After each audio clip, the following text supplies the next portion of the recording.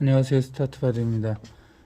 대한민국을 대표하는 프로기사, 대한민국의 위상을 높인 프로기사 중에 조치훈 구단이 있죠. 일본으로 건너가서 24살의 나이에, 우리나라 나이로죠. 24살의 나이에 일본의 명인 타이틀을 차지해서 신문 일면을 장식한 적도 있고요. 그때부터 우리나라에 바둑학원이라는 게 바둑교실이라는 이름으로 처음 생기게 되었죠. 한마디로 대한민국의 바둑의 붐을 이제 처음 이끌어낸 사람이기도 한데요. 일본으로 건너갔을 때 나이가 7살, 우리나라 나이로 8살이죠. 그때 건너가자마자 그 다음날 당시 일본의 가장 촉망받는 기사였던 젊은 임해봉, 대만 출신의 리나이펑 구단의 지도기를 받습니다. 자, 오늘 그 바둑인데요. 젖바둑의 아주 모범을 보여주기도 합니다. 어린 나이에 아마 5단의 실력을 갖추어서 이제 많은 사람들이 천재라고 일컬었었죠. 과연 근데 그 실력이 거품이 아니라 진짜일까라는 의심을 받았었죠. 자, 그러면 한번 보도록 하겠습니다. 자, 백 선수가 리나이펑 구단인데, 이 리나이펑 구단은 이창호 구단이 가장 존경하는 프로기사로도 알려져 있습니다. 자, 날짜 걸치니까 이렇게 한 칸을 받고요. 두 칸으로 이제 걸쳐갔습니다. 젖바둑에서 많이 사용하는 수법이에요. 그 다음에 또 한 칸 가니까 이렇게 날짜를 둡니다. 자, 이제 이 바둑은 일본에서 제자를 많이 배출한 기다니 구단의 제자들의 프로기사 단수 도합 100단을 기념하는 축하연에서 이제 이벤트를 열렸는데요. 자, 여기서 기본적으로 이렇게 양쪽에서 공격해야 할 때 흑 선수는 중앙으로 나가야 됩니다. 이렇게 나가거나 혹은 이렇게 붙여서 나가거나 혹은 이제 한 칸을 뛰어서 이렇게 움직이게 되는데, 그냥 나가면은 뭐랄까요, 밋밋하다랄까, 맹숭맹숭하다랄까, 이 나가야 될 필요성을 좀 더 만들기 위해서 체면을 이제 세우는 거죠. 이쪽에서 다가섭니다. 이렇게 한 칸이나 두 칸으로 다가서서 이 백이 위험해지잖아요. 양쪽에서 공격당하니까 중앙으로 한 칸을 갈 거 아니에요. 그때 이제는 양쪽에서 백이 공격하니까 이제는 중앙으로 나가볼까라고 이렇게 나가면은 이제 이게 모범적인 젖바둑의 이제 형태라고 할 수가 있습니다. 그래서 이제 다들 이렇게 둘 거로 예상을 했는데, 조치훈, 어린 조치훈, 지금이야 구단이지만 그때 어린 조치훈은 이렇게 뒀습니다. 이걸 보고 한국에서 온 꼬마 천재가 실력이 대단하다더니 별거 아니네 라고 생각을 합니다. 젖바둑에서 중요한 거 여러분들 잘 알고 계셔야 될 게 있는데요. 자, 5점인데 가운데 하나 빼고요. 4점 깔아놓은 4점이 전부 몇 선에 있죠? 4선에 있습니다. 4선은 이 세력선이니까 중앙을 중요시한다는 뜻이죠. 깔고 둘 때 여러분들의 흑의 입장에서 이제 특히 초보자분들 이 바둑을 두면은 자꾸 밑으로 아래로 가는 경향이 있는 사람들이 있는데요. 이 작전은 일관성이 있어야 되고요. 기존의 놓여진도를 잘 살려야 됩니다. 이 세력을 위주로 하는 사선이니까 당연히 모든 작전이 중앙을 위주로 하는 것이 젖바둑에서의 가장 기본입니다. 예를 들어서 이제 이렇게 둘 수가 있잖아요. 이제 상대방이 이렇게 두면 뭐 손 빼고 두었다고 칠게요. 이렇게 두면은 이제 양쪽에서 공격을 당하잖아요. 그 흑 선수는 중앙으로 이렇게 나가는 게 보통이고 이게 좋은 수입니다. 이렇게 나가거나 이렇게 붙여서 젖힐 때 자연스럽게 중앙으로 나가거나. 그런데 이렇게 제가 이제 젖바둑을 많이 두어 보면 이제 이렇게 두시는 분들이 굉장히 많아요. 이렇게 해서 뻗고요. 이렇게 해서 뻗고 이렇게 안에서 사는 이런 사람들이 많은데, 이러는 것은 안에서는 이제 위험하지 않고 살았는데, 자 볼까요? 젖히고 맞고 단치고 연결, 젖히고 맞고 단치고 연결. 사는데 문제 없습니다. 한 10여 집 나는데 이 세력을 바탕으로 백이 이런 식으로 걸쳐가고 이렇게 둔다면 순식간에 중앙과 우변 쪽에서 백의 힘이 굉장히 강해지죠. 그러니까 이 상대에게 깔고 두는 바둑을 두는 분들은 돌이 가능한 중앙으로 나가야 된다라고 알고 계셔야 됩니다. 근데 그러니까 이제 여기서도 당연히 아마 5단쯤 된다고 하던데 7살 꼬마가 많은 7살이었으니까요. 과연 이제 이 정도 이렇게 둘까, 여기 왔을 때 이렇게 둘까 막 아니면 중앙으로 나갈까 생각을 하는데 이 귀에서 살겠다고 하는 겁니다. 그러니까 뭐야 저거 거품 아니야? 라고 그런 그렇지 어떻게 뭐 이제 7살짜리가 무슨 아마 5단이야 막 이렇게 하겠죠. 자 막으니까 밀어 올리고 얘는 두 점머리 맞으면 안 되죠. 자 여기서 두 점머리는 두들겨라 라는 건 이제 우리 잘 알죠.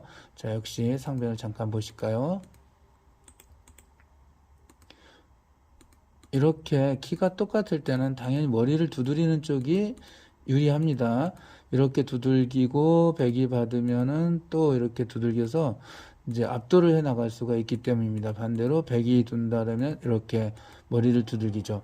머리라는 것은 진행되는 방향이고요. 지금 흙은 위로는 2개밖에 못 가고 중앙으로는 변 쪽은 2개밖에 더 이상 못 가고 중앙 쪽 많이 가잖아요.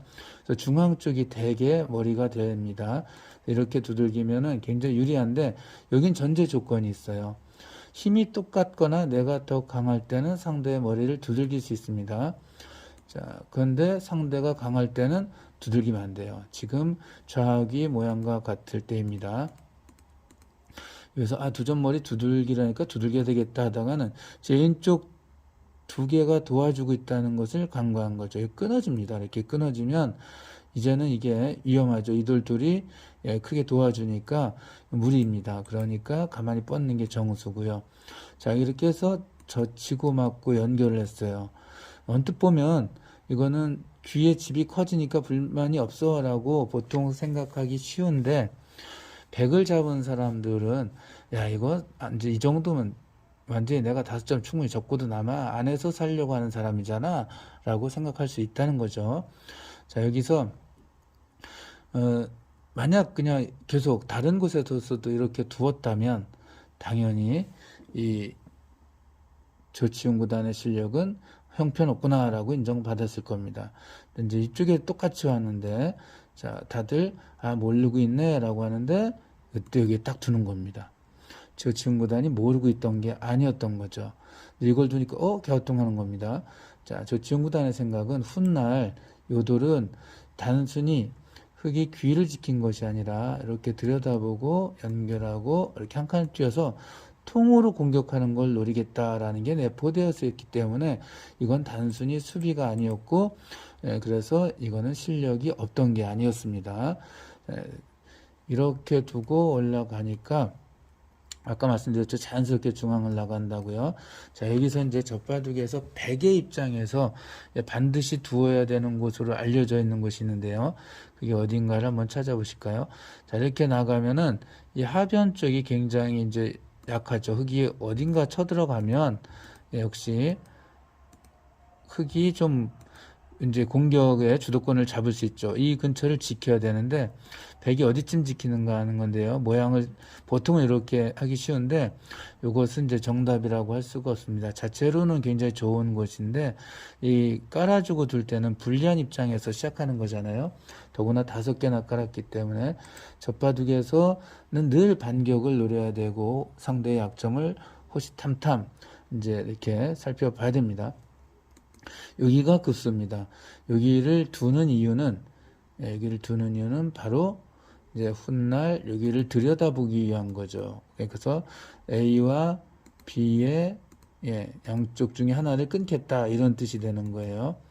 자 이렇게 들여다보니까 들여다보는 게 노림이 있으니까 백 선수는 여기서 이렇게 지키는 것을 잘 기억해 두십시오. 단순히 느리게 지키는 것이 아니라 내가 단단한 만큼 상대 약점을 노려보겠다 이런 뜻이 들어간 거죠. 자 여기서도 이제 재능과 실력을 유감없이 보여주는데 이게 무서워 보여서 이렇게 두거나 혹은 이제 이렇게 두는 사람들이 많은데 빨리 이제 살려고 하는 거죠. 좌하기처럼. 그러면 이제 백 선수는 자연스럽게 나가면서 이쪽을 노리게 됩니다. 이 우하는 커다란 집이 되지 않아요. 이게 도망간다고 치면, 자, 이렇게 가도 여기서 막을 수가 없죠. 젖히고 이렇게 한 점이 잡혀버리면 연결해야 되는데 귀가 다 이렇게 통째로 백의 땅으로 바뀌어버립니다. 그래서 이제 물러나야 되는데 물러나는 게 상당히 기분이 안 좋아요. 이렇게 지키려면 이렇게 밀고요. 들어갔을 때 또 이렇게 들여다보는 수가 있어요. 여기 연결하면 이쪽으로 젖혀서 귀에 집이 안 됩니다. 그래서 이제 책에는 보통 이렇게 혹은 이렇게 지키라고 되어 있는데 지금은 잘 보시면 여기서 여기 두었을 때 또 약간 껄끄러워요. 여길 이렇게 받으면 이제 역시 이렇게 두는 수가 있죠. 두면 또 이렇게 두어서 집이 부서지고요. 그렇다고 이렇게 받으면 나중에 이제 이렇게 젖히고 막으면 단수 연결 이렇게 올라가면 여기 끊어야 되는데 이렇게 해서 중앙에 한 점이 끊어질 수가 있죠. 그래서 이 우하기는 지키기가 사실 만만치 않기 때문에 이렇게 붙이는 게 부분적으로는 뭐 괜찮은 수겠지만 요 훗날을 보면은 그렇게 추천해 주고 싶지 않습니다. 돌은 자꾸 중앙으로 흘러야 된다 그랬죠. 자, 이 중앙으로 역시 가야 되는데 이건 역시 체면을 살리기 위해서 아까 설명해 드린 것처럼 요 돌이 오고 요거 간 다음에 이거 간 것처럼 한 번 더 이렇게 갑니다. 그럼 백은 막히면 안 되니까 뛰어나가야 되는데 그때 이렇게 나갔어요. 자, 이제 실력을 이제 마음껏 보여주고 있죠. 그래서 만만한 리나이퐁 구단이 아니죠. 자, 리나이퐁의 구단의 일화를 간단히 소개해드리고 오늘은 여기까지 하고 다음에 이어서 하도록 할게요. 리나이퐁이 이제 대만에서 일본으로 건너갔죠. 일본에서 건너가서 활약을 하고 신예 중에서는 가장 앞서서 두각을 나타냈습니다. 그러다가 이제 중요 대국에서 선배 기사와 바둑을 두게 되었는데 굉장히 중요한 대국입니다. 그래서 기록자랑 뭐 게시원 다 있습니다. 바둑을 두다 보니까 상대방이 너무 아팠던 겁니다. 몸이 아프니까 제한 시간이 이제 많은 대국이라서 바둑 한 판 두는데 보통 10시간이 넘게 걸리거든요. 그러니까 두다가 나 좀 옆방에서 좀 쉬고 와야 되겠어. 자기 시간에서는 충분히 쉴 수가 있거든요. 그래서 이제 옆방에 가서 쉬었습니다. 쉬다 1시간 정도 있다가 다시 와서 바둑을 두는데 또 아픈 겁니다. 그러니까 너무 힘드니까 또 쉬고 와야 되겠어 하고 가서 옆방에 침대에 누웠는데 이 리나이퐁 구단이 이제 젊은 나이임에도 불구하고 옆에 기록계에게 이 기보 작성을 하는 이제 기록원이 있거든요. 이제 자기가 두던 바둑을 초중반까지 다시 싹 돌을 걷어내는 겁니다. 그래 놓고 미안한데 다시 기보 작성을 처음부터 여기까지만 해주세요 랍니다. 깜짝 놀라서 왜 그러나 했더니 거기까지만 하고 제가 진거를 해주십시오 라고 기권을 한 겁니다. 그래 놓고 옆방에 찾아가서 선배님 몸이 아프신데 정말 죄송합니다. 그 전까지는 제가 불리했는데 진작 기권을 하지 않아서 더 힘들게 해드렸습니다. 라고 해서는 사과하고 떠났다고 합니다. 그러니까 승부를 단순히 이기려고 하는 것보다도 그렇게 상대방을 배려할 수 있는 마음을 가진 사람이거든요. 그러니까 이창호 구단이 가장 존경했던 사람이 아닌가 싶습니다. 훗날 리나이퐁 구단은 커다란 족적을 남기죠. 호지사와나 뭐 다사카다를 무너뜨린 사람이 리나이퐁 구단이라고 하는데 별명이 이중헐입니다. 나중에 기회가 되면 리나이퐁의 기보를 한번 설명해 드렸으면 좋겠네요. 이창호 구단이 첫 세계대 우승할 때 상대가 바로 그때 나이가 많았던 리나이퐁 구단이기도 합니다. 자, 그럼 오늘은 여기까지 하고요. 다음에 이걸 좀 더 이어서 해보도록 하겠습니다. 감사합니다.